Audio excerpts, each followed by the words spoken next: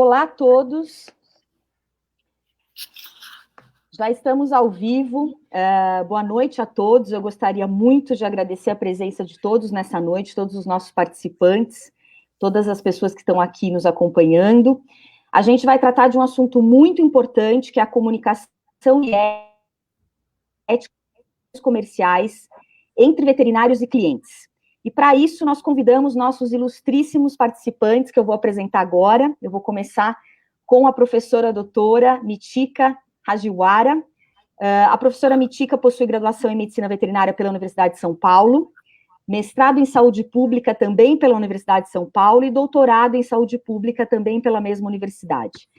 A professora Mitika é a professora titular do Departamento de Clínica Médica da FMVZ USP, atualmente é professora sênior da mesma instituição, atuou no ensino, pesquisa e extensão de clínica médica de pequenos animais e patologia clínica veterinária, tem longa experiência na clínica médica de pequenos animais, principalmente em relação à imunologia e hematologia nestas espécies de cães e gatos.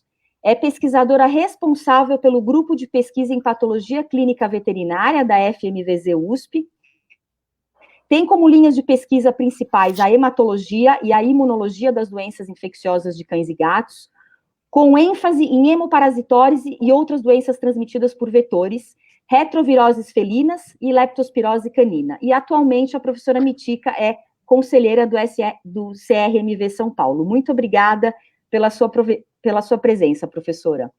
Agora eu vou falar sobre a nossa segunda convidada, a doutora Silvia Correia.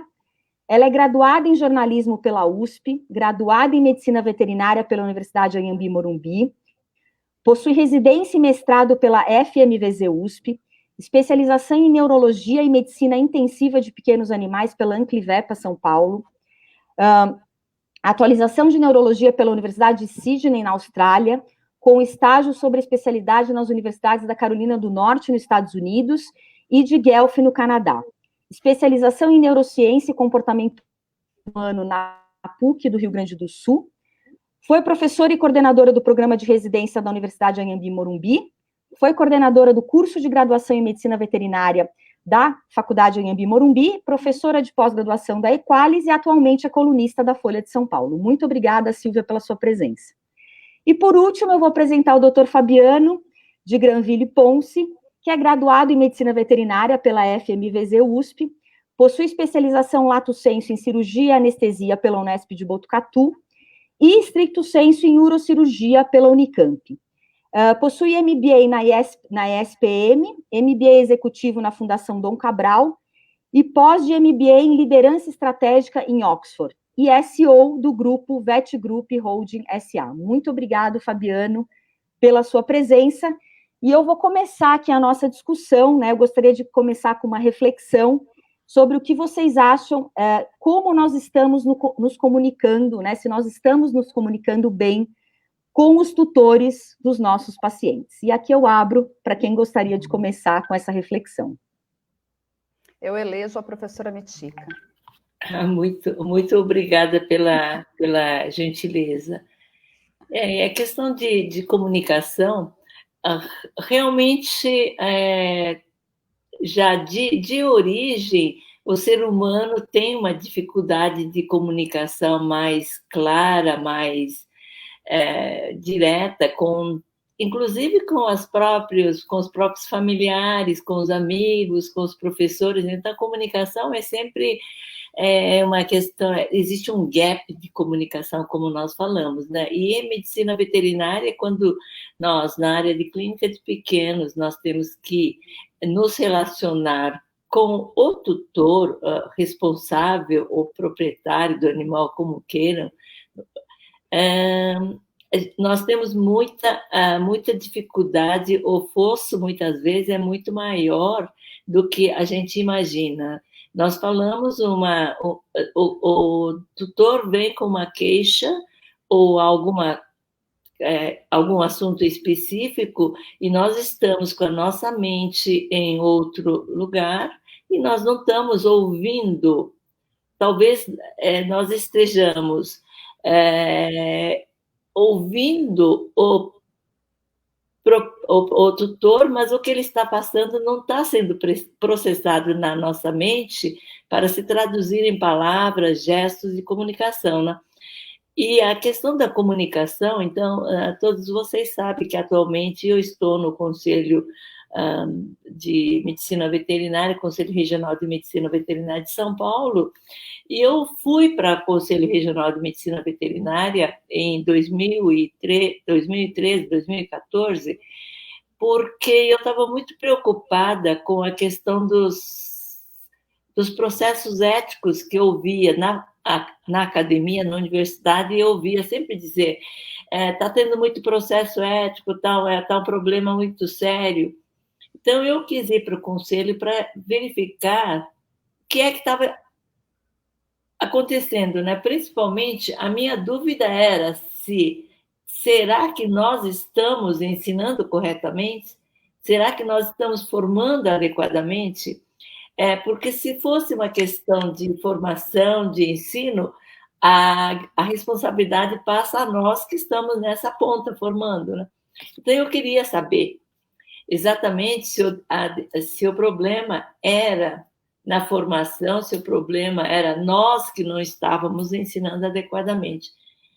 E analisando os processos éticos ao longo desses 6 anos, o que eu percebi foi o seguinte: muitos dos processos éticos não existiriam ou deixariam de existir simplesmente se tivesse havido uma boa comunicação entre o tutor e o veterinário. Mas é muito comum mesmo, à medida que o processo vai evoluindo, né, tem toda uma tramitação do processo, tem toda a parte formal do processo que precisa ser obedecido rigorosamente, e passamos a ter contato de uma forma diferente entre o tutor e o veterinário. E muitas vezes, por exemplo, na audiência de instrução, quando um se vê diante do outro e pode falar, o tutor chega e diz assim: eu não entendi direito, não fui bem esclarecida nesse aspecto. Se tivesse sido esclarecido adequadamente, eu nem precisaria ter entrado com a denúncia. E a pergunta é sempre: eu posso retirar a denúncia agora? É o que acontece com mas muita frequência mesmo. Eu poderia contar aqui, passar o tempo todo contando histórias exatamente dessa falta de comunicação, porque é mais ou menos assim: eu estou falando laranja e você está entendendo abóbora. E aí não existe uma comunicação, não existe, né, algo que flua normalmente para ter um bom relacionamento. A maioria das denúncias poderiam ser resolvidas com uma boa comunicação. É mais ou menos essa colocação que eu faria inicialmente. Muito obrigada, professora. Eu não sei se alguém quer complementar, é uma questão bastante importante, eu gostaria de ouvir a opinião de vocês. Posso falar? Silvia, por favor. Eu estou super de acordo com a professora Mitica. Eu acho que a gente não tem se comunicado bem com os nossos clientes, eu acho que a gente não tem se comunicado bem na sociedade em geral, né? A sociedade da informação não necessariamente tem se traduzido em sociedade da comunicação. Eu acho que isso tem uma raiz importante, social, na rapidez, no quão fluida as relações estão se tornando, e no processo de consulta, de anamnese, essa velocidade nem sempre é a velocidade que o médico veterinário gostaria, é a velocidade do outro, e a gente tem pouca paciência com o outro, de forma geral.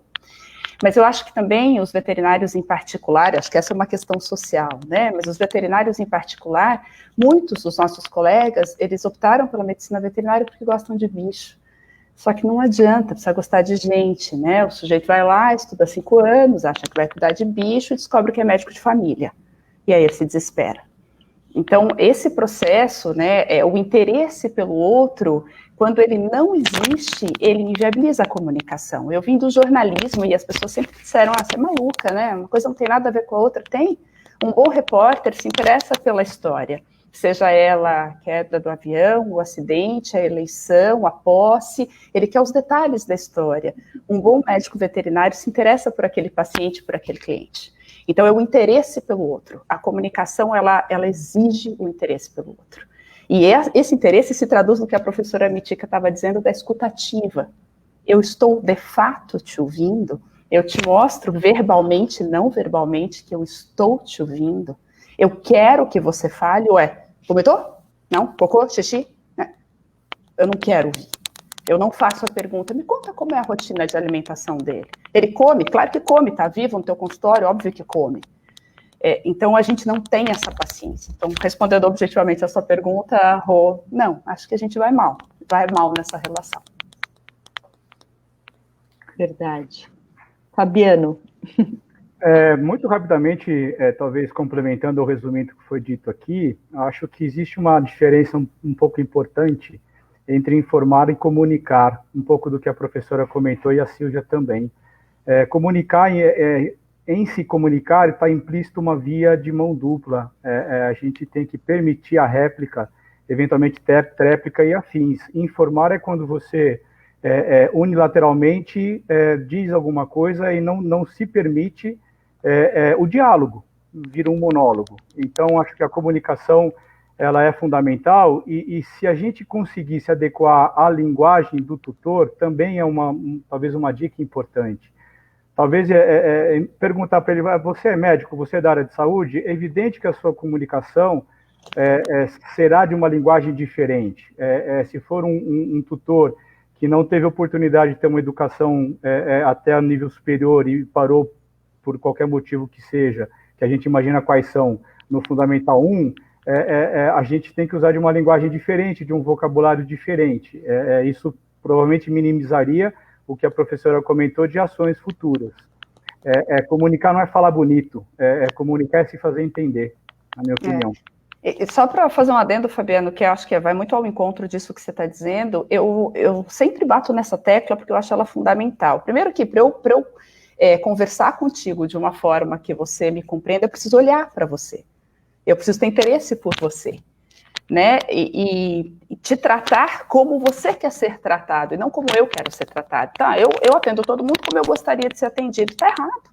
Você tem que atender as pessoas como elas vão se posicionando e como elas precisam e gostariam de ser atendidas no sentido humano desse relacionamento. Eu não estou falando de subserviência, eu não estou falando de nada disso, né? Então, certamente, uma conversa com a professora Mitica, que tem toda a qualificação dela, que tem os anos de estrada dela, tem uma forma de ser completamente diferente de uma conversa de um profissional que vem da construção civil com o cachorro dele. Né? E a gente precisa começar a compreender isso. Exatamente, vocês falaram coisas importantíssimas.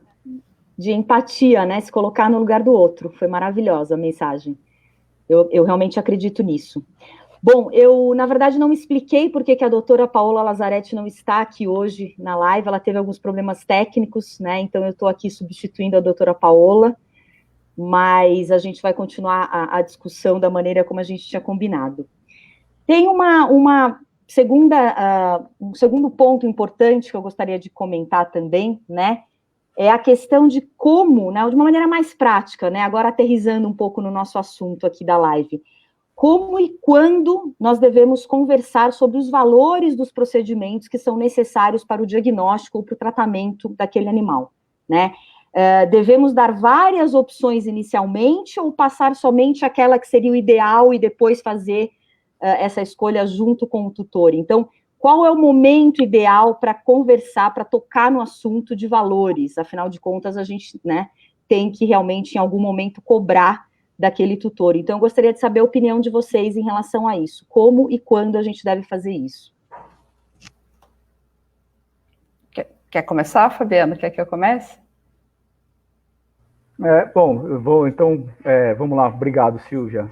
Professora, eu acho que a gente tem a obrigação profissional de oferecer para o tutor o que é o ideal na nossa cabeça, dentro do consultório. A gente não pode julgar o tutor em relação ao que ele pode ou não pode pagar. O ideal é nossa obrigação. O possível, o tutor filtra de acordo com a maturidade cultural dele, que conta também, com a possibilidade financeira que ele tem. E isso varia muito de onde a gente atende. Eu tenho, talvez, o privilégio de atender públicos A e B. Eu consigo exercer a veterinária próximo da sua plenitude. No início da minha profissão, eu já atendi em locais que se eu prescrevesse algo muito caro, o tutor talvez não jantasse para comprar aquele remédio. Então, esse equilíbrio tem que existir, mas tem que vir do tutor. A gente tá sendo pago para prestar uma consultoria. E a gente tem que oferecer o que a gente entende de melhor naquele momento. Vou falar, professora Mitica, antes da senhora, que daí a senhora pode pegar o fio da meada, qualquer coisa, discordar frontalmente de mim.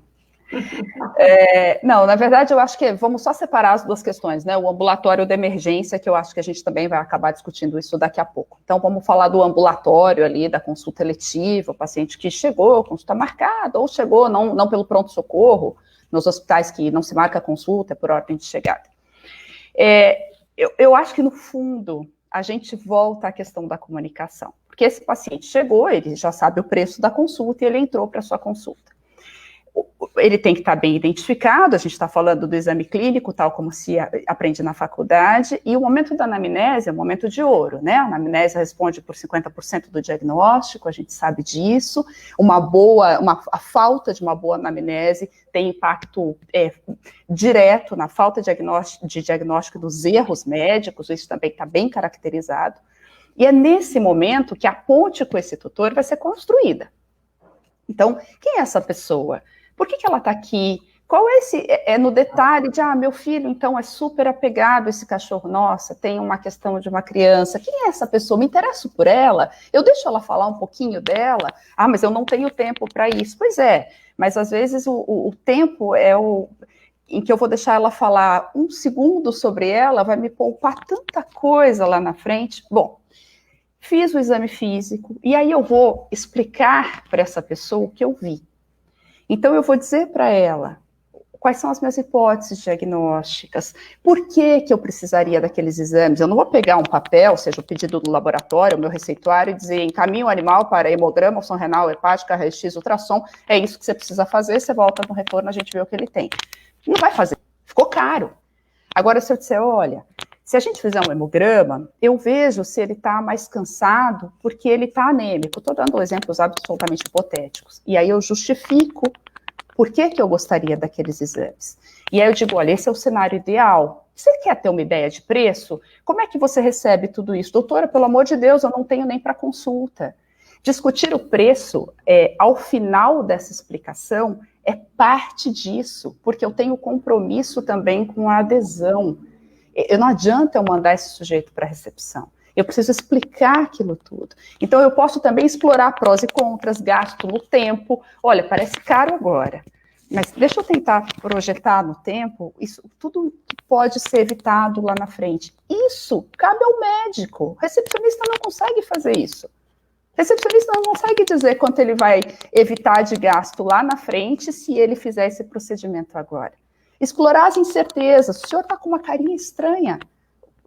O que o senhor está... O senhor está desconfortável. Me conta o que o senhor está desconfortável. É difícil dar o remédio, é difícil comprar o remédio, mas a gente tem medo dessas questões, porque a gente relaciona dinheiro com afeto. A gente acha que quem não pode pagar não gosta. Isso não é verdade.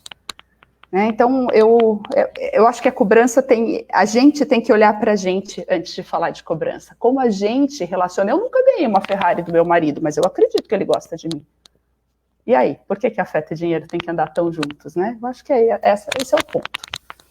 Eu concordo nesse aspecto com a Silvia, porque você não vai oferecer um produto, né, se fosse comércio.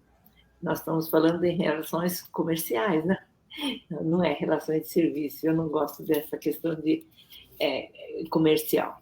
Mas, de qualquer forma, se você faz a anamnese, se você faz o exame clínico completo, mas completo mesmo, nada de termômetro, olhou mucosa, está anêmico, vamos fazer exame de sangue.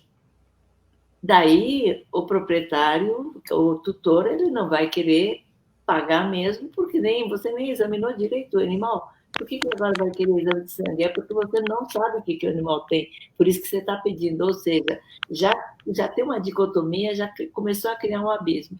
Então, o exame clínico bem feito, já com todas as alterações observadas em mãos, discutir, então, o que significa essas alterações e o que pode ser feito para fazer o diagnóstico diferencial, para oferecer um tratamento adequado. Então, necessita-se de tais e tais exames. E esses exames vão ser exatamente com essa finalidade, ou seja, a informação do custo vai numa fluência adequada e que o tutor consiga acompanhar esse resultado, essa conversa. E aí, dificilmente, ele vai dizer não, ele vai aceitar. Porque, novamente, atualmente eu me baseio muito nos processos éticos e nas informações, nos diálogos com os tutores, com os veterinários. Né?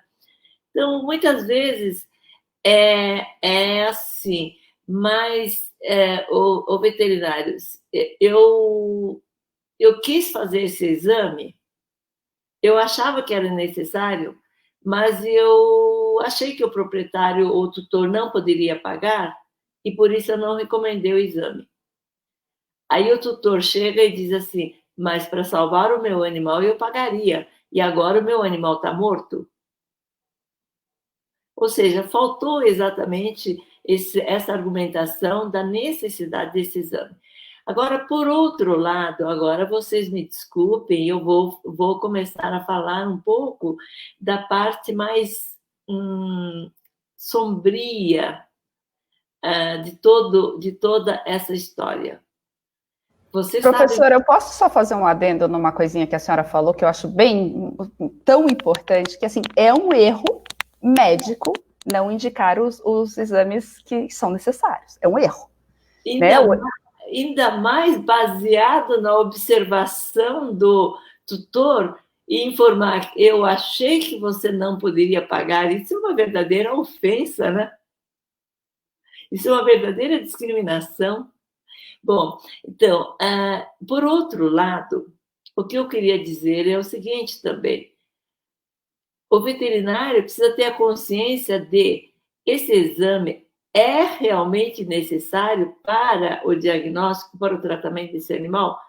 Porque o que nós temos visto, e o exemplo disso foi aquela malfadada reportagem do Jornal da Bahia, dizendo que os veterinários fazem exames demais e cobram demais. Ninguém se incomoda de fazer exame e ser cobrado se a consulta está sendo bem feita, se o atendimento está sendo bom. Agora, quando você não tem esta parte, tudo passa a ser caro. E ele não vai querer. Então, muitas vezes, entre nós, infelizmente, nós fizemos o comentário de que, em parte, aquela reportagem, porque nós sabemos, pelos processos éticos que nós recebemos, pelas denúncias éticas que nós recebemos, que tem veterinários que estão fazendo exames desnecessários e cobrando caro pelos exames. Então, cobra R$20 de consulta e R$150 de exame, mais R$150 de medicamentos. Isso eu estou me baseando nas denúncias que aparecem no conselho, né? Não estou falando de ninguém especificamente. Mas, então, existe também esse lado, quer dizer, numa boa anamnese, num bom exame clínico, num bom atendimento, e dentro dos exames estritamente necessários, a maioria aceita e faz de bom grado. Só que ele precisa saber por que aquilo está sendo necessário. Não simplesmente porque para saber exatamente o que tem, né? Aí eu volto a falar, e até vou aproveitar para falar aqui, porque todo mundo está esperando que eu fale isso, mais ou menos, né? Eu digo o seguinte, muitas vezes o veterinário pede para fazer hemograma, deu plaquetas baixas ou medianamente baixas, deu 100.000 de plaquetas, ele diz, heliquiose, vamos tratar. Ou seja, ele trata a trombocitopenia, que é o resultado do exame, e não necessariamente essa trombocitopenia é normal. Mas o que nesse caso a trombocitopenia está servindo para o veterinário? De bengala. Ele resolveu o problema, né? Tem essa alteração e eu trato, e aí o proprietário sai satisfeito. Mas então tem esse lado também que tá, por isso que eu falei, não, eu vou aproveitar e falar disso daí, porque todo mundo sabe que eu falo disso daí, que trombocitopenia não é heliquiose. E quando você tem uma trombocitopenia e trata o animal, você está tratando o resultado de um exame. Ou seja, a clínica não está sendo muito bem feita nesse contexto, né? Então, o proprietário teria todo o direito de recusar fazer o exame com essa perspectiva apenas, né? Mas, de um modo geral, os proprietários, desde que eu explique, eles fazem todos os exames necessários. Ótimo. Existe uma dúvida, né? Existem alguns lugares e alguns países onde essa cobrança é feita pelo technician ou pela pessoa da recepção. Obviamente, há alguns hospitais aqui no Brasil também, quer dizer, o médico veterinário passa, né, o tutor para a recepção e a recepcionista passa todo o orçamento, os valores, o valor de cirurgia, o valor de diagnóstico. Vocês já falaram aqui, obviamente, que o ideal seria o veterinário ter essa primeira conversa, né, explicar o motivo, por que ele está pedindo aquele exame, por que ele está pedindo aquela cirurgia, por que aquela cirurgia custa tanto, né? Quer dizer, essa primeira comunicação deve ser dada para o veterinário. Queria saber a opinião de vocês, como é que vocês veem essa realidade dos locais que vocês trabalham ou já trabalharam, quem é a pessoa que efetivamente cobra, né? E quais as vantagens e desvantagens, né, de se ter outra pessoa para fazer essa cobrança? Eu posso começar. Olha, Rô, eu acho que depois que o convencimento clínico tá feito, né? Porque, no fundo, eu acho que a gente está falando de um consentimento livre esclarecido, né? O consentimento livre esclarecido, ele não é um termo para anestésico, como muita gente acha, né? Precisa dar o consentimento livre e esclarecido para anestesiar. Não é isso. Consentimento livre e esclarecido é um processo, ele não é um momento. Então, para ser livre e esclarecido, eu preciso acessar as suas dúvidas, e até a forma como eu pergunto impacta. Eu posso perguntar, alguma dúvida? E a pessoa vai falar, não. Eu posso perguntar, eu tenho certeza que a senhora tem várias dúvidas. Que perguntas a senhora já quer me fazer? A senhora vai ter outras oportunidades se outras surgirem.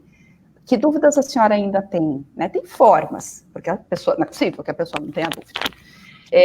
Então, eu acho que até isso. Então, se o consentimento foi livre e esclarecido, eu vou, doutora, fazer esses exames, eu só preciso ver como é que eu vou pagar diante desse orçamento. Isso pode ser terceirizado para o administrativo, seja a recepção, o coordenador do hospital, o que acontece na maior parte dos hospitais onde hoje eu presto serviços de neurologia. E aí, ok, vai para a recepção, tem o hospital A parcela em 6 vezes, o B em 10 vezes, o outro tem boleto, o outro só aceita cartão, enfim, isso eu não acho que é uma questão do médico veterinário, exceto se ele for ele com ele mesmo ali numa clínica menor, né? E aí é outra dinâmica. Acho que a equipe precisa estar treinada e eu acho que tem que ter processo, porque se a dona Lili, dona da Melzinha, tutora da Melzinha, pôde pagar de um jeito, ela vai contar no encontro de 100 horas que ela pagou de um jeito, e o outro vai querer a mesma exceção, e a mesma exceção, e a mesma exceção. Precisa haver uma política. Então, aqui a gente divide em 6 vezes, a parcela mínima é 100, isso pode ser administrativo. Isso não cabe necessariamente, e eu acho que não cabe ao veterinário. Cabe ao veterinário explicar o valor daquele desembolso do ponto de vista médico. Doutora, eu não posso.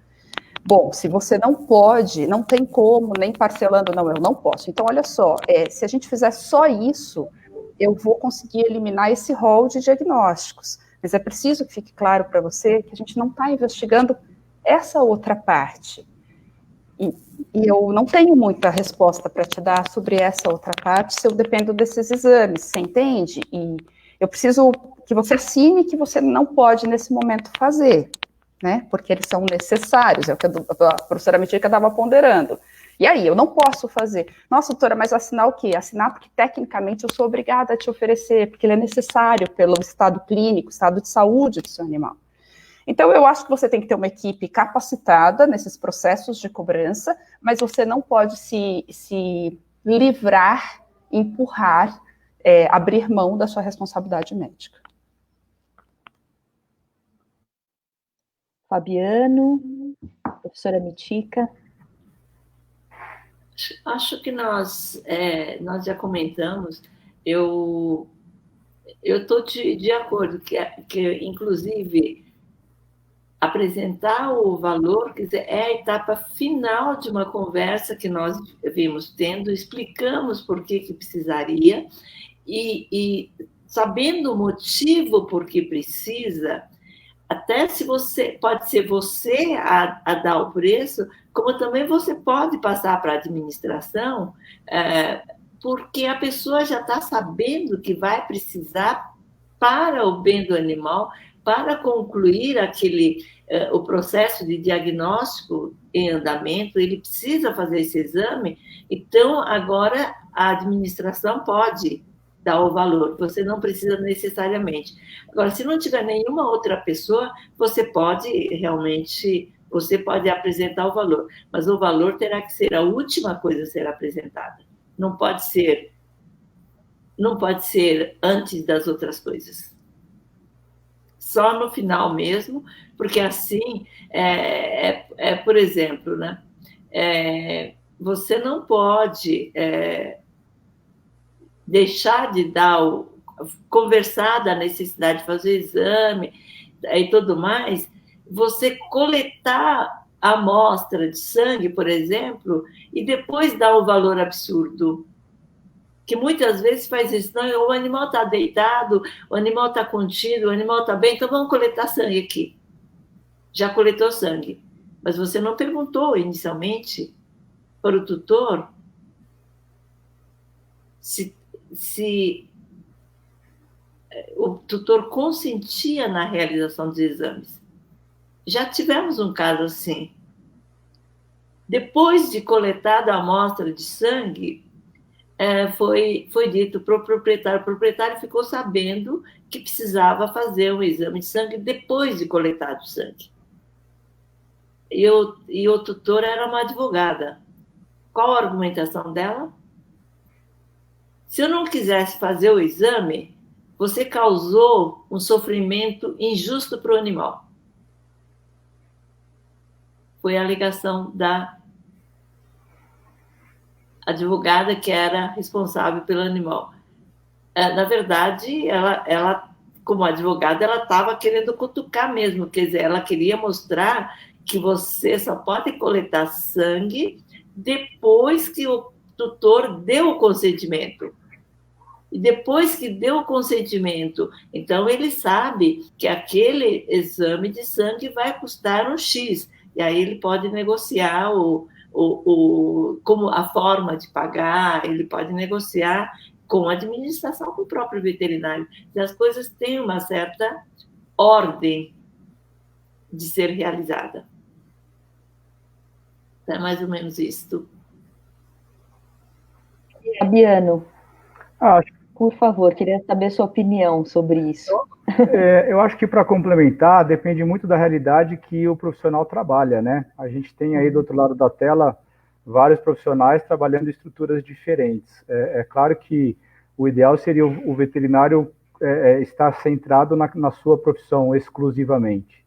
Mas a realidade da maioria dos que estão aí do outro lado da tela não é essa. É uma operação, é uma clínica de menor tamanho, com uma estrutura menor. Muitas vezes, o ideal eu acho que foi o que foi discutido aqui, acho que não tem muito o que acrescentar, o valor, o preço é a última das variáveis que a gente conversa com o tutor. Mas cobrar, eu acho deselegante o veterinário cobrar tiver a possibilidade de ter uma recepcionista que faça também a cobrança, é melhor assim. E aí a gente tem um outro problema que não foi muito comentado aqui, embora não seja o principal deles, que é a qualidade dos profissionais que trabalham conosco. Quando a gente está numa clínica de menor tamanho, um aumento salarial, por menor que seja, impacta no todo, né? A gente tem muitos veterinários que são donos das suas respectivas clínicas pequenas. E ele acaba oferecendo um salário para recepcionista pequeno, menor, não porque ele é explorador, mas é porque é o que ele pode de fato pagar. Né? Então, às vezes, ele fica entre a cruz e a caldeirinha, porque como ele só consegue pagar um salário abaixo do mercado em outros mercados, né, que não o mercado pet, não é raro a gente ter uma recepcionista com uma competência um pouco abaixo da média e que aí fica um pouco difícil delegar a cobrança para ela, sobretudo quando a gente está falando de um valor um pouquinho mais elevado. Em relação a dividir, customizar de acordo com as necessidades do tutor, etc. A gente tem que levar muito em consideração o local em que ele trabalha. Muito rapidamente, a Silvia comentou dos grandes hospitais, das faculdades, de fato tem uma administrativa, a professora Mitica vem de uma faculdade enorme, tem toda uma estrutura para. Eu trabalho num local que também tem uma estrutura para, mas a gente sabe que a maioria dos veterinários não tem essa possibilidade. E fica, eu acho que com um custo muito alto, se a recepcionista não tem competência para, infelizmente, como um plano B, deveria ser o próprio veterinário, para finalizar toda a experiência de compra. Sim, verdade. Bom, toda essa questão de cobrança é bastante complexa, bastante difícil, e ela fica muito mais difícil quando a gente está diante de um tutor que tem uma vulnerabilidade social e econômica, né? Um tutor que realmente não tem condições financeiras. Então, a gente vai entrar agora nesse assunto, que é um assunto mais árduo ainda, né? O que fazer com esse tutor que não tem condições financeiras? Muitas vezes chega à clínica ou hospital veterinário num atendimento emergencial, né? O que a gente faz quando a gente não consegue pedir os exames essenciais para fechar um diagnóstico da maneira correta ou para fazer um tratamento adequado nesses casos onde o tutor não tem condições financeiras? Bom, eu posso começar respondendo num rodízio nosso, né? Independente de poder pagar ou não, o Código de Ética do médico veterinário diz: emergência, você não pode negar. Você tem que atender. Independente de qualquer coisa, é código de ética. E é ético mesmo. Então, você não vai, como eu já vi acontecer algumas vezes, você não vai dizer, eu não vou atender porque você não pode me pagar. Não pode, isso é absolutamente antiético. Então, a pergunta que eu faço novamente é o seguinte: primeira questão, realmente aquele exame é necessário para aquele animal, para aquela circunstância? Essa é uma primeira pergunta que eu faço. Segundo, você não está subestimando o tutor, concluindo que ele não pode pagar, só porque ele está, digamos, reclamando do preço? Será que ele não pode pagar mesmo? Quer dizer, você não está subestimando. Enfim, são duas questões que a gente tem que levar em consideração. Aliás, três questões. Primeiro, emergência você tem que atender. Com o que você pode fazer, o que você deve fazer, você tem que fazer. É eticamente necessário, humanamente também necessário. Você não pode deixar. Agora, nessa emergência, dependendo da emergência, dependendo da situação, aquele exame que você está acreditando que precisa, será que é realmente necessário? Eu posso ter só pelo exame clínico, eu posso ter alguma forma de suprir a ausência desse exame? Um bom veterinário, ele vai conseguir fazer essa análise. A terceira questão é, será que realmente ele pode ou não pode pagar? Não pode pagar, em determinadas circunstâncias, então tem veterinários também, que em determinadas circunstâncias ele fica conduído da situação do animal, da situação do proprietário, ele faz aquilo que ele julga que é necessário. E muitas vezes, surpresa, depois a pessoa vem pagar, depois que acabou a tempestade, ele vem e paga de uma ou de outra forma. No interior, por exemplo, né, muitas vezes, quando eu comecei a minha carreira, há muito tempo atrás, eu fazia um atendimento numa clínica, mas praticamente de periferia. E aí, muitas vezes, você fala, olha, atende, e a pessoa fala, eu não posso pagar, bom, e você deixa por isso mesmo. Surpresa sua, no dia seguinte, ele vem com uma caixa de frutas, ele vem com um cesto, ele vem com um bolo, ele vem com tudo aquilo que ele pode oferecer. Que é muito comum no interior, atualmente não sei, mas era muito comum, você não podia pagar, quer dizer, você fazia consulta, fazia o tratamento, não podia pagar, no dia seguinte você recebia uma galinha, ou você recebia um leitãozinho no Natal, ou seja, tem esse lado também que não sei se hoje em dia ainda existe esse tipo de coisa, mas é possível que exista, né? Então vai muito de situação, eu acho.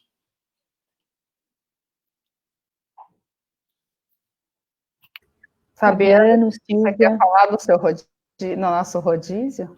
Quer que eu fale? Eu vou falar rapidamente. Na verdade, emergência é emergência, você tem que atender, tem que estabilizar o paciente, foi isso que a gente jurou lá atrás, e é simples assim, né? Artigo 7º do Código de Ética, você pode escolher seus clientes e seus pacientes, exceto em situação de emergência para o homem ou para o animal. Então, assunto encerrado. Quando saiu aquela estabilização? Bom, ele está fora de risco, começamos a conversa, né? A pessoa não tem como pagar, esse paciente tem que ser transferido, então, se o seu serviço é um serviço particular. Você tem como oferecer um desconto? Isso é possível? Cabe na sua estrutura? Cada hospital tem uma política, é preciso ter políticas, né? Porque você não necessariamente está lá, o responsável pela clínica, os seus funcionários, seus médicos veterinários têm autonomia para ir até onde, isso tudo precisa ser pactuado. Mas tirar o animal do risco não tem o que discutir. É uma obrigação médica, é uma obrigação na medicina humana, é uma obrigação na medicina veterinária. Se vocês chegarem em emergência, qualquer um de nós, num hospital particular humano, sem plano de saúde, eles são obrigados a nos atender e depois nos transferir, né? Nos estabilizar e nos transferir. Quando não fazem, a gente vê o escândalo nos jornais, fulano morreu na fila do hospital ali, porque não tinha plano de saúde, é assim que é. Eu acho só que a gente tem muito medo de falar em dinheiro, pelo que eu já ponderei, a gente relaciona dinheiro com afeto, só que tem uma coisa, não falar de dinheiro não faz com que o problema deixe de existir. Né, a velha história do elefante na sala, está todo mundo vendo o elefante ali e ninguém quer falar que ele está ali. Ele parte das nossas relações com os nossos clientes, isso precisa ser discutido claramente, os custos de todos aqueles procedimentos. E eu acho que o que a professora Mitica está ponderando, que é essa coisa de nem tanto ao céu, nem tanto à terra, é fundamental. Então, assim, o que de fato eu preciso? De fato, eu preciso do exame A, B, C e D. E os motivos, preciso expor para esse cliente, acessar o que ele entendeu, o que você entendeu dos exames que a gente precisa fazer. Como é que você está pensando sobre tudo isso? Me conta um pouco. Né, não ter medo, porque quem pergunta tem que ouvir. Às vezes a gente tem medo do tempo que isso leva. E eu acho que, sobretudo, pensar no paciente. Eu trabalho com neurologia, tendo pacientes com 16 anos, com manifestações clínicas que sugerem lesões estruturais intracranianas. É muito confortável pedir uma ressonância. Bastante confortável, eu peço muitas, mas eu preciso dizer, olha só, a ressonância é um método diagnóstico, não terapêutico. Isso vai nos dizer, eventualmente, o que esse cão, esse gato tem, mas não necessariamente vai nos permitir tratar. Ele tem 16 anos, isso tudo tem que ser discutido antes, porque aí a gente não discute, porque daí ele não vai fazer o exame, então ele que não faça o exame. Mas esse é o consentimento livre esclarecido, a gente tem medo do esclarecido. Vale para anestesia. Você falou que corre o risco de morrer? Não, se eu disser assim, ele não vai fazer o tratamento periodontal. Mas é isso. E aí, se ele morrer no tratamento periodontal, você vai explicar depois? Então, é isso, a gente precisa enfrentar as questões. Agora, e não é na hora da emergência. Na hora da emergência, você entuba, você massageia, você busca adrenalina, você não vai discutir o preço, né?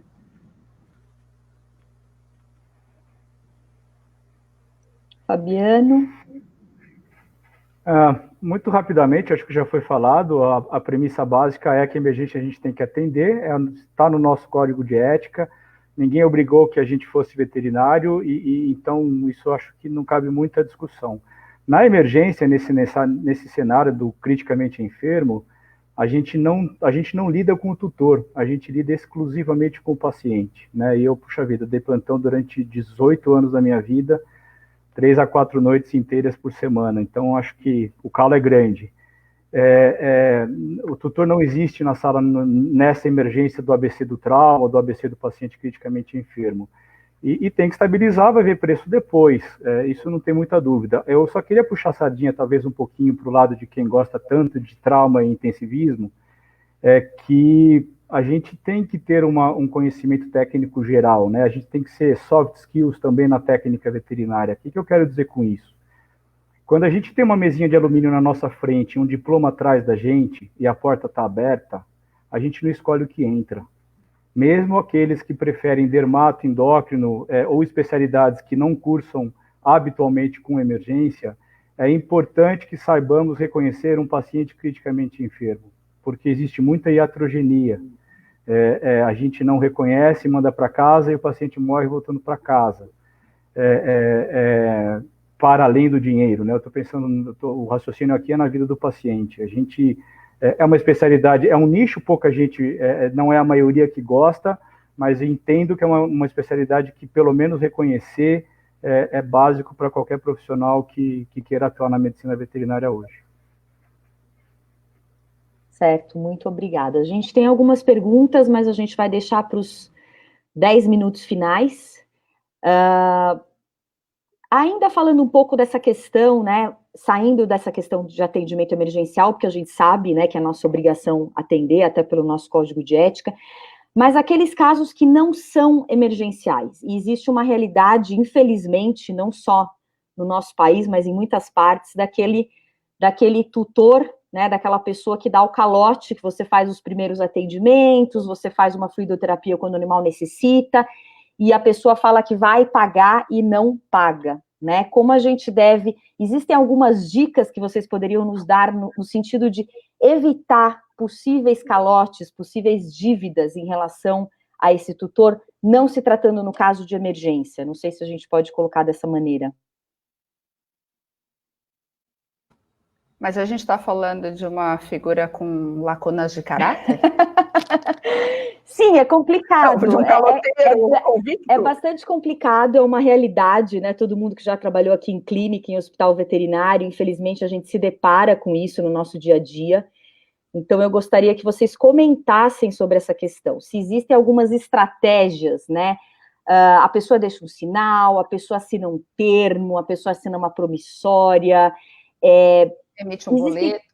Exatamente, assim, existem algumas estratégias. Eu sei que isso é uma parte muito técnica, né, muito específica da discussão, mas eu gostaria de saber se vocês têm alguma opinião a respeito disso, né, se a gente tem alguma estratégia de uma maneira ética, de uma maneira coerente, obviamente, de tentar evitar esses possíveis calotes.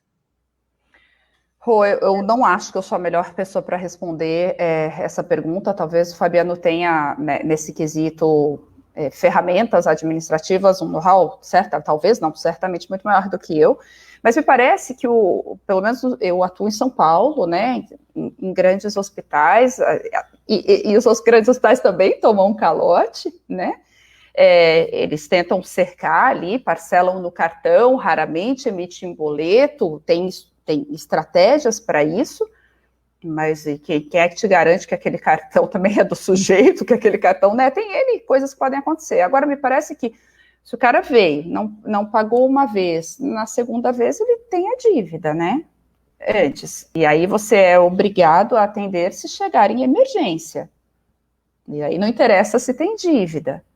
Eu acho que a gente tem muita vergonha de cobrar também. Tem uma pesquisa que eu acho velhinha, acho que é de 2009, eu estava procurando aqui a data melhor, mas olha só, eles acompanharam diversas consultas, é uma pesquisa feita nos Estados Unidos, aqui eu imagino que talvez os números possam ser até maiores, só 29% das consultas discutiam a questão do custo, e só 14% davam preço por escrito. Eu acho que quando você traz a discussão, você de alguma maneira também amarra aquela pessoa naquele comprometimento, né? Você faz um pacto mais amplo. Quando você ignora essa questão e você lança para o administrativo e vai uma coisa sem valor agregado, né? E vem aquela conta alta, por que as pessoas se espantam também? Porque a gente não recebe conta de hospital humano, a gente tem plano de saúde. Quando foi a última vez que vocês pagaram um ultrassom para vocês?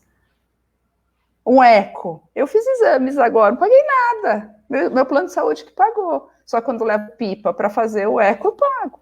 Então, a gente não está habituado. Eu acho que tem várias coisas também que impactam. Os nossos pacientes estão mais velhos, eles não têm plano de saúde, a veterinária avançou um monte, hoje a gente tem exames que custam muito mais do que o velho raio-x de ultrassom. E tudo isso faz com que esse volume de dinheiro desembolsado cresça. Então, ou eu amarro isso nessa consulta, ou o calote sobe. É o valor disso, né? Eu acho que é parte. Agora, ninguém está livre de um calote ou outro. Você tem que ter ali uma margem, me parece, para lidar com isso. E se isso estiver muito frequente, você vai ter que revisar os seus processos, porque tem alguma coisa muito errada, né? Acho que eu não tenho nada muito diferente disso para dizer, não. Para falar a verdade, acho que eu não sou a pessoa ideal para responder, porque eu sou exatamente daquele tipo que fico calada, recebo o calote e vou trabalhar mais no dia seguinte. Então, não sirvo de exemplo. Fabiano, você gostaria de comentar alguma coisa, a tua experiência, depois de tantos anos trabalhando, né, na frente disso tudo? Primeiro eu queria, vou pegar para mim a expressão que a Silvia colocou de lacuna de caráter, é um eufemismo bastante elegante, vou trazer para mim, mas existem tutores com lacunas de caráter, a gente tem que saber lidar com isso. Quando a gente está num ambiente em que a gente atende uma emergência, via de regra, é um tutor que não reservou 3, 4 mil reais para um atendimento do cachorro, diferente de quando ele vai vacinar, por exemplo, ou mesmo diferente quando ele vai resolver um prurido crônico do cachorro, ele sabe mais ou menos quanto ele vai gastar, ele economizou e se programou para isso, né? Então a gente lida com essa dificuldade financeira com uma intensidade um pouco maior. A gente aqui, vou falar da experiência pessoal que o Vet Group pratica. A gente tem hospital aqui, tem hospital em Porto Alegre. O Brasil é um continente, né? O comportamento do consumidor muda de estado para estado, mas via de regra, acho que uma das alternativas, a Silvia comentou, é você ter canais de comunicação de pagamento. Boleto, cartão, cheque, enfim, você tem que dar alternativas para o tutor, facilidades de pagamento para que ele consiga efetuar o pagamento. E talvez a dica, que é o que a gente procura fazer aqui, quando a gente suspeita que o tutor tem alguma lacuna de caráter, o paciente precisa ficar internado e tem um alto custo de internação. Só para curiosidade, a gente tem o nosso custo, né? Quanto custa internar um paciente de 10 quilos, nem ambiente de medicina intensiva, só internado com fluidoterapia e 6, 7 medicações, ele tem um custo de R$187, incluindo profissionais, a estrutura toda. Custo. Então não é pequeno. É importante que saibamos para saber até onde a gente pode dar desconto. Mas uma das alternativas para a gente evitar esse calote é não deixar acumular a dívida. Então, para quem tem operação clínica, que tem hospital, o que a gente procura praticar aqui é que o tutor acerte cada 24 horas o que ele deve retrospectivamente, porque a lei não nos permite que a gente peça cheque calção. A gente tem que ser sempre retrospectivo. Então, as últimas 24 horas, deu X reais, a gente pede para que ele, por favor, acerte o que ele deve. É evidente que se ele não acertar, a gente não vai pôr o cachorro na rua, é óbvio. mas a gente minimiza bastante, porque quando a gente não faz assim, não raro sai uma conta aí de 4, 5 mil reais, mesmo que ele saiba que tem esse valor, ele se impressiona e a chance do calote acaba sendo um pouco maior. Mas eu acho que essa resposta, para não ficar muito longa, a live infelizmente já está se aproximando do fim, ela soma tudo que já foi falado aqui pela professora Mitica lá no começo da anamnese, da gente explicar como primeiro tudo para depois dar o valor, né? Depois a Silvia complementou, isso tudo tem que ser muito bem comunicado para minimizar os calotes. Uma boa comunicação ajuda muito a minimizar o calote.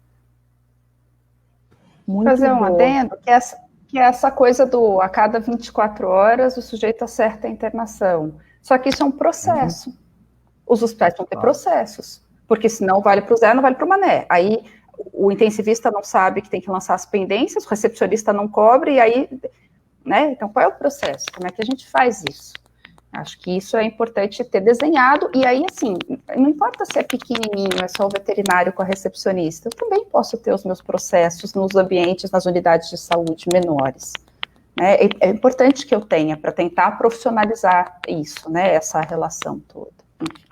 Certamente. Eu só queria pedir a palavra rapidamente, Rô, antes de à vontade, imagina. Aproveitando o gancho das necessidades do processo, obviamente, quando a gente fala em gestão, em management, o processo é crucial. Só que a gente fica, contraditório, é um paradoxo o que eu vou falar aqui, mas a gente fez uma pesquisa de persona, isso já faz uns 2, 3 anos, pedindo em uma palavra o que o nosso cliente espera da gente. E eu achava que viria confiança, capacidade, estrutura, essas coisas todas. Não, a palavra que veio foi acolhimento. E quando a gente estabelece processo, é difícil ser diferente de começar a tratar o tutor como um número, e a gente acolhe cada vez menos, porque os processos são necessários. Tá falando alguém aqui que defende processo para tudo, hein, gente? Mas a gente tem que lembrar que quanto mais estabelecido o processo, menos o tutor chama José, João, ele vai passar a ser o 3 ou 4.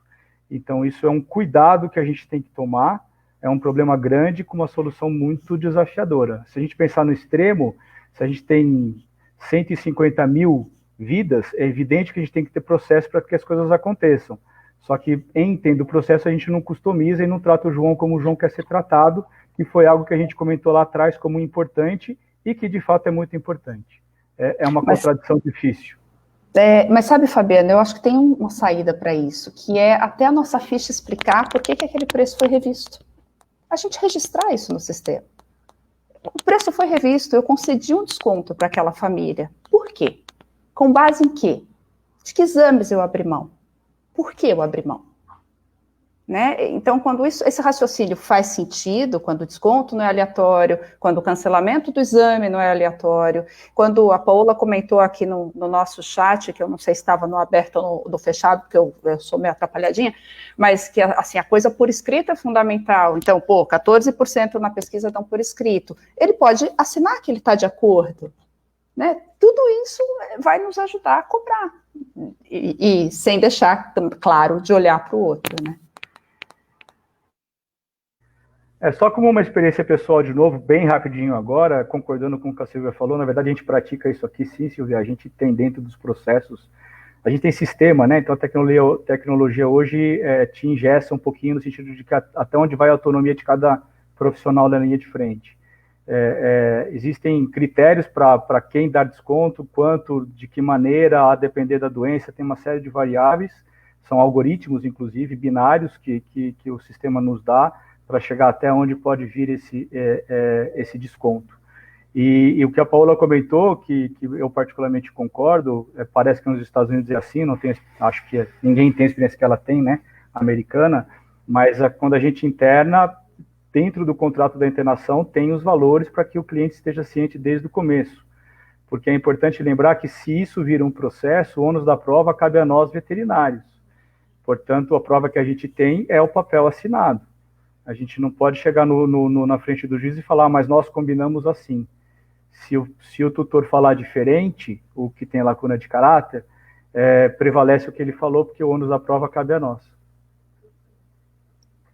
Perfeito, acho que vocês resumiram bem, né? Tem que ter o processo, tem que ter as políticas e a gente não pode, tem que ter muita transparência, né, dar essa informação com uma certa constância para o tutor não levar um susto no final do tratamento, mas não perder esse acolhimento, não perder esse tratamento individualizado de você tratar o tutor pelo nome, o seu paciente pelo nome. Então, o equilíbrio disso é muito difícil, né? Por isso que a gente tem que ter lives como essa, a gente tem que ter matérias hoje em dia, dentro das matérias de bioética, fazer cenários, fazer simulações, aprender bastante com isso dentro das faculdades de medicina veterinária, que antigamente a gente não tinha, né? A gente foi aprender com a vida mesmo e foi bastante difícil.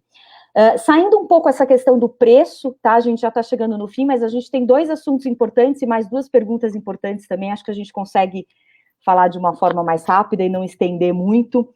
Mas saindo um pouco dessa questão do preço, hoje a gente está na era, né, dos aplicativos de mensagem, e eu gostaria de saber a opinião de vocês, como a gente deve proceder com clientes que insistem no atendimento via aplicativos de celular, aplicativos de conversa, né, WhatsApp.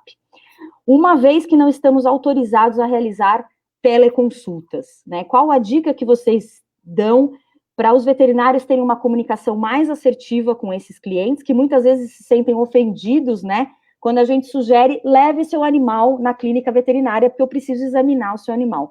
Então, qual que é a relação que vocês têm com seus clientes em relação aos aplicativos e qual a dica que vocês dão em relação a isso? Vai, professora, vai. Olha, na verdade, é dentro daquela linha que a gente estava falando de conversar e de tentar se comunicar.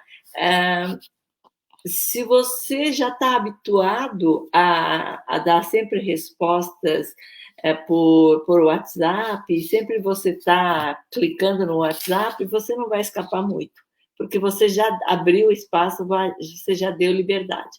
Então, nessas condições, não sendo teleconsulta, mas você pode, até um determinado ponto, você pode conversar com o tutor, sem dizer nesse exato momento, sem dizer inicialmente, leva na clínica. Você pode ir conversando e você pode simplesmente dizer, então você está informando isso daí, mas eu preciso ter certeza disso. Quando você diz, eu preciso ter certeza disso, você está querendo dizer que você precisa ver. Eu não tô conseguindo visualizar bem, ou entender bem o que você está falando, e eu preciso ver o animal, preciso conversar melhor. Você já está dizendo diretamente que leva para consulta, né? Você não precisa dizer leva para o consultório. Você pode dizer, por exemplo, eu preciso ver o animal para ver realmente se é isto que está acontecendo, ou pode ser que o animal tenha algum outro problema, alguma outra questão que eu preciso averiguar pessoalmente. Pronto, já resolveu o problema, né? É uma forma de abordar também. Agora, eu preciso ver o animal. Não, é muito brusco demais, né? E eu vejo, quando eu estava lá no hospital veterinário, na clínica, lá no laboratório, muitas vezes o pessoal, os veterinários, não eram, traziam as amostras de sangue, as lâminas, queriam discutir o caso comigo, né? E traziam a ficha, e falava e mostrava. Aí eu dizia, no fim, quando eu ouvi tudo isso aí, eu falava assim, mas você tem certeza de que você viu isso? Eu preciso ver o animal para realmente verificar se foi visto isso, se é isso que está ocorrendo. Pronto, já resolveu o problema. Eu já descia para ver o animal. Ou seja, essa conversa preliminar, em vez de... Agora, você chegar... mas eu devo tratar... Por exemplo, outro exemplo é o pessoal do atendimento perguntava para o laboratório, para o laboratorista. Então você viu uma sombra suspeita de babésia? Que tratamento você indica? Eu sempre dizia para o pessoal de laboratório, jamais vocês podem dar o tratamento, porque vocês não estão vendo o animal. Então, precisa levar para consulta? Ok, leva para consulta, mas leva delicadamente para a consulta, dizendo que há necessidade porque você não está conseguindo. Agora, eu dou Novalgina nesse caso? Olha, eu preciso realmente verificar se ele está precisando de Novalgina nesse caso, especificamente. Se realmente está com febre, se é determinado tipo, ou seja, uma boa conversa resolve problema dessa questão, eu acho.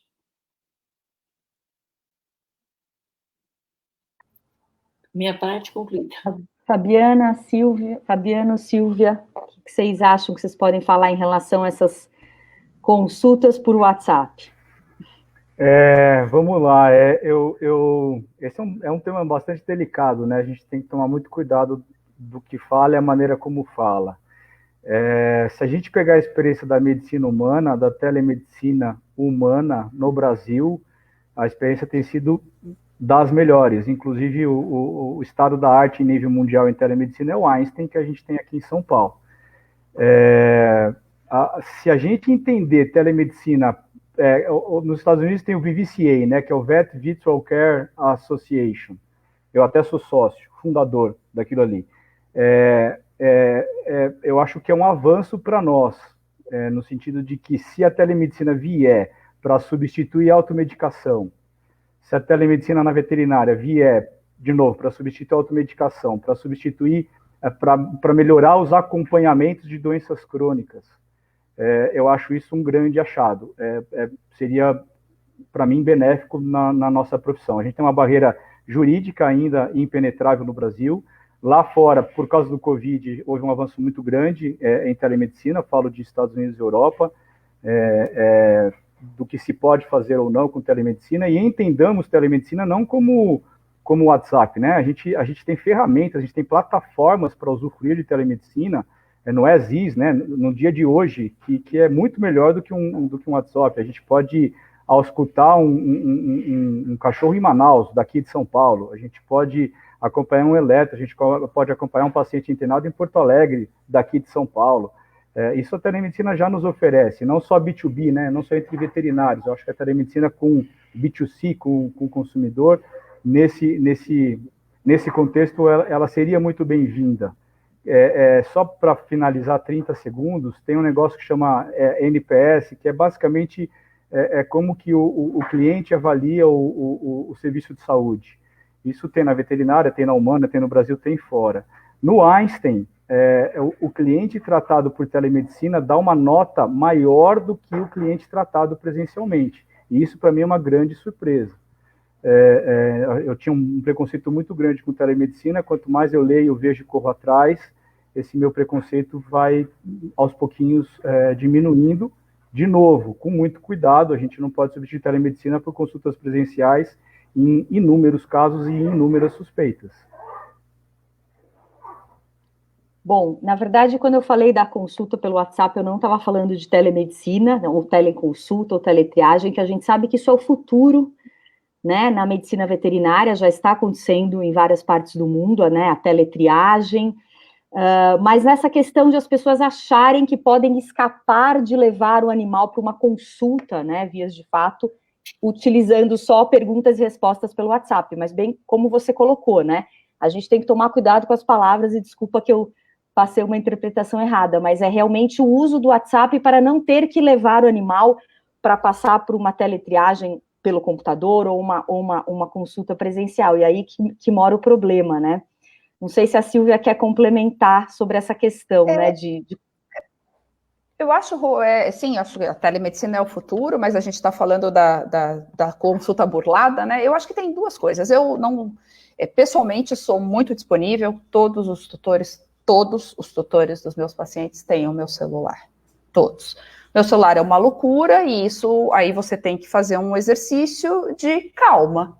As mensagens chegam, em algum momento você as responde, né? A fotinha do meu celular já não é uma foto, é um recado, dizendo os horários que eu respondo mensagens, e a gente vai tocando a vida assim. Eu acho que o compromisso da medicina não é de cura, é de atenção, de presteza, de zelo, e isso implica que as pessoas possam te achar, né? Até para dizer, doutora, ele está convulsionando, e eu poder dizer, corre para 24 horas, né? Isso é presteza, isso é zelo. Então, claro que eu não vou responder às 2 da manhã que shampoozinho ela compra no pet shop, né? Você precisa se respeitar. Agora, eu prescrevi ontem um fenobarbital e a tutora diz que ele não está conseguindo andar. Efeito colateral possível. Será que eu não preciso diminuir a dose para fazer uma adaptação desse animal? Será mesmo que ele precise de novo 24 horas depois da consulta? Então é isso, eu acho que é você conseguir... Vou dar um exemplo dessa semana. Uma paciente minha idosa, vomitando horrores, que eu não vejo já tem algumas semanas. Eu falei, gente, ela precisa ir a um veterinário, ela precisa de soro, porque ela é idosa, ela precisa de um ultrassom. Isso aí tá batendo e voltando, pode ser um processo obstrutivo. Não, doutora, mas não tem um remedinho? Não, não tem. Daí você usa um termo que a pessoa possa entender, pode explodir o intestino. Você entende? Se for um processo obstrutivo, é grave. E era uma obstrução. Então, e eles levaram. Então, eu acho que a gente tem que, não é o substituir a consulta, é você poder argumentar da importância para. Né? A gente fazer dessa ferramenta uma coisa a nosso favor, e não contra nós. Né? Uma ferramenta para as pessoas te acharem. Então, é isso. Eu acho que as redes sociais são maravilhosas, o WhatsApp é super bom. Agora, vamos lá, vamos dar um exemplo. Quantas são, rapidamente? 25. Na live. Mas está tudo certo, porque eu vou responder. Talvez depois da janta. Então, eu acho que a gente precisa se respeitar um pouco e fazer das ferramentas a nosso favor e argumentar com as pessoas e cuidar desses animais, motivo pelo qual a gente escolheu essa profissão, né? Então, acho que uma boa conversa faz com que a maioria entenda. E a gente não pode penalizar a maioria pelo não entendimento de um ou dois. Esse um ou dois, a gente pode escolher nossos clientes, a gente os demite. Daí, se necessário for, fazer o que. Obrigada, Silvia. Alguma consideração, professora Mitica, sobre esse assunto? Ou a gente pode partir para as 2 perguntas finais? Não, eu acho que você deve partir para as 2 perguntas finais, que são extremamente importantes, eu estou vendo agora, são extremamente importantes do ponto de vista informativo, de colocar as pessoas dentro do contexto. E são 2 perguntas que eu já tinha me preparado para responder. Ótimo, então eu vou fazer a primeira pergunta aqui da Renata. O CFMV recomenda que os médicos veterinários peçam consentimento por escrito, tanto para a realização de procedimentos como para a realização de exames. Isso protege legalmente o médico veterinário, mas não pode abalar a confiança cliente-médico? Como lidar com essa situação?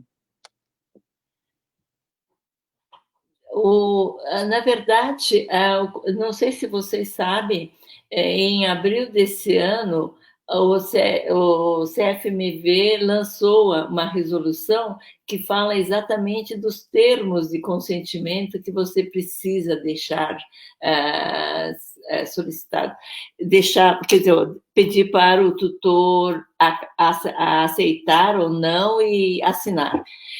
Por exemplo, você para um exame bioquímico simples, um hemograma simples, você não precisa de esse termo de aceite. Agora, se você está julgando que é necessário e o proprietário se nega a fazer, então você pede a assinatura de um termo, uma declaração de não aceitação de exames. Isso é uma defesa, porque no processo ético, geralmente eles dizem, o veterinário diz, eu sugeri o exame, e o tutor diz, mas eu iria fazer de qualquer jeito, e na verdade ele tinha negado. E aí o veterinário diz, mas você negou. Não, você não me explicou direito. Ou seja, tudo isso, num termo assinado, estaria resolvido o problema.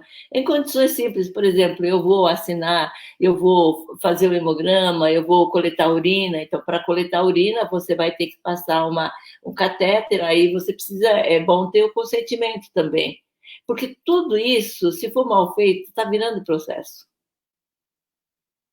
Tá? Então, se não encontrarem nessa resolução do Conselho Federal, existe o Manual de Responsabilidade Técnica e Legislação, que é exatamente isso daqui, que é do Conselho Regional de Medicina Veterinária, que todos vocês aqui em São Paulo devem ter. Se não tiverem, tem no aplicativo, é só baixar do aplicativo.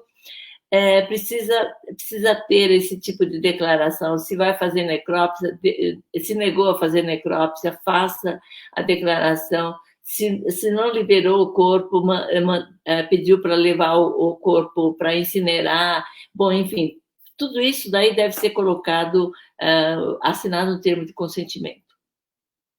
Tá?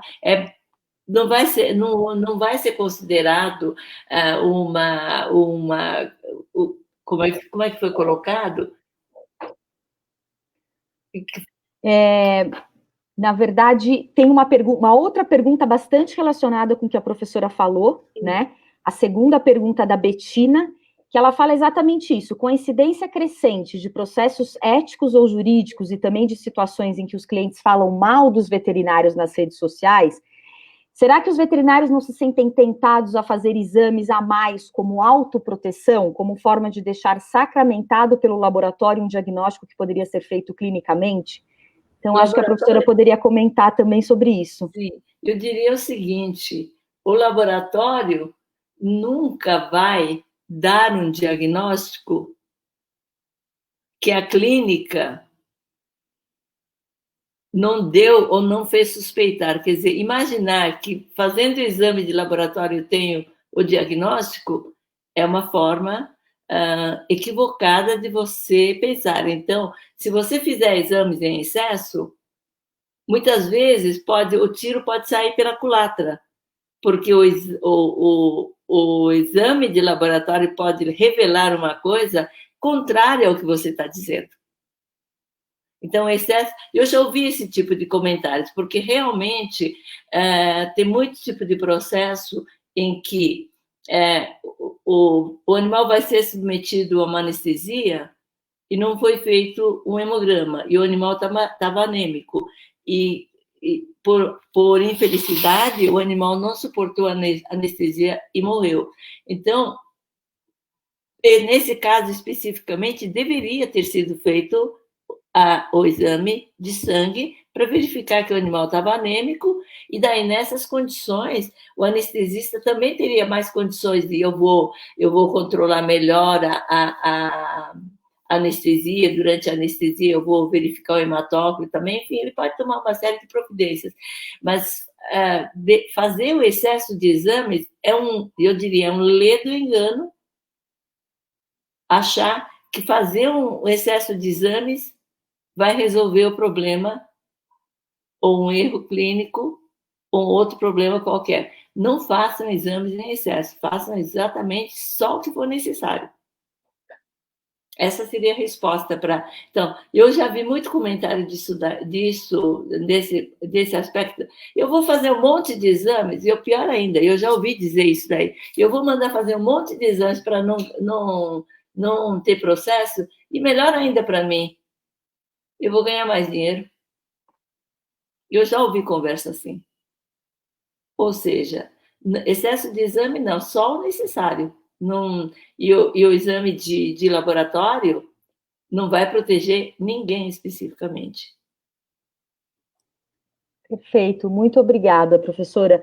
Seria maravilhoso se a gente pudesse ter mais 5 horas aqui para continuar discutindo todas essas questões éticas, né, todos esses dilemas. Eu agradeço muito a participação de vocês.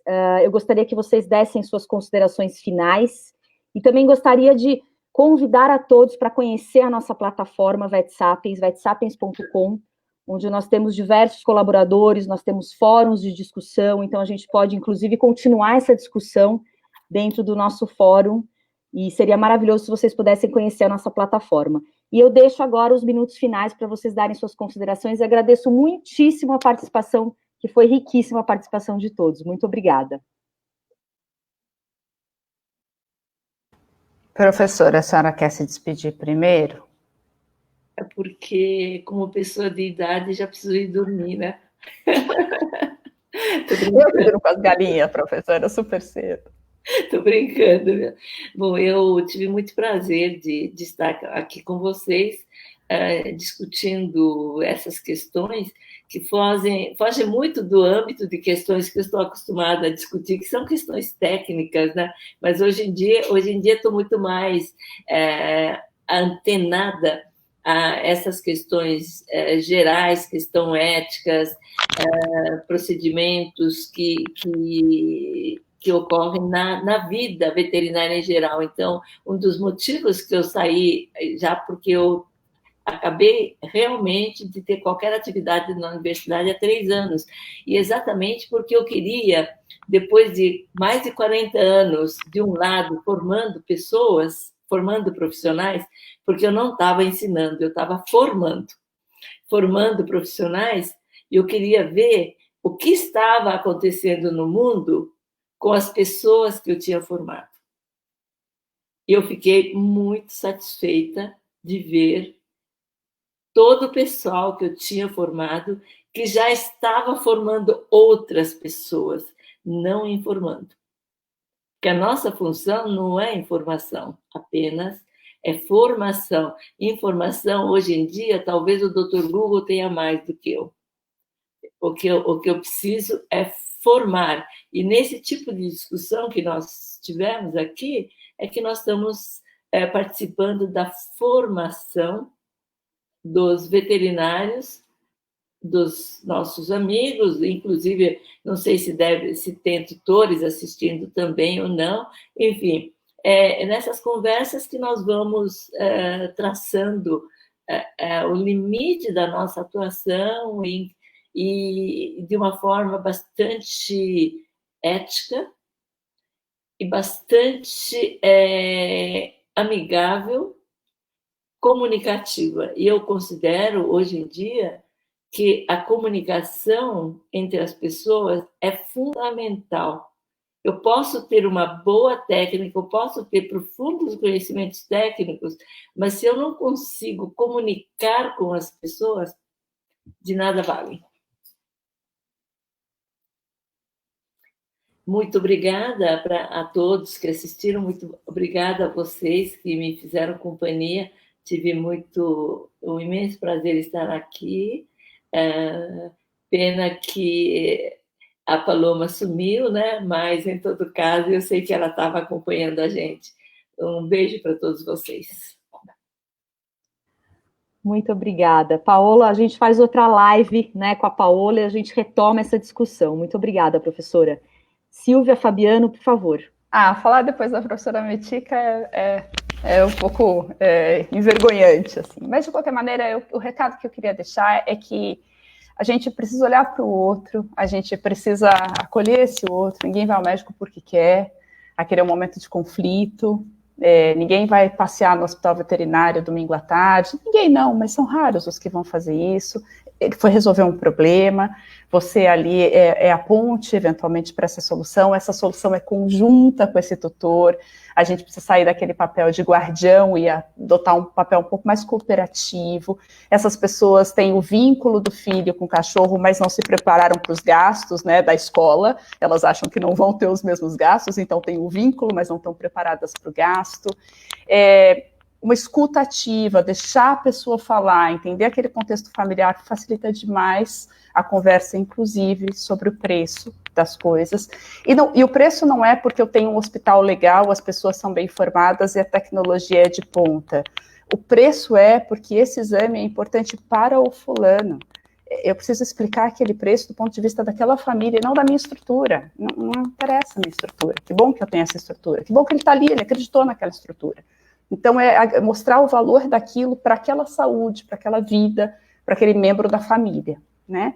Eu acho que o compromisso da medicina é de zelo, é de parceria, e quando a gente entende isso, a gente consegue se colocar à disposição e receber aquele abraço quando a gente perde o paciente, né? É o momento que resume isso.